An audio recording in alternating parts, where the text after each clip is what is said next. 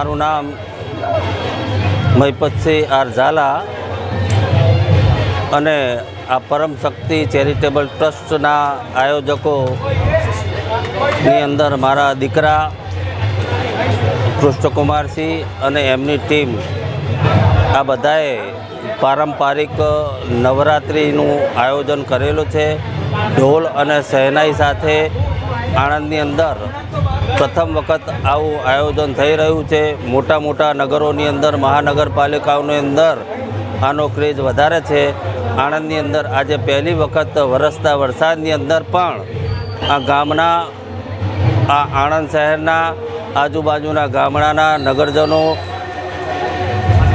ધાર્મિક ભાવના ધરાવતા એવા યુવક અને યુવતીઓ આ નવરાત્રિની અંદર, બિફોર નવરાત્રિની અંદર સામેલ થઈને આનંદ અને ઉલ્લાસથી ભાગ લઈ રહ્યા છે।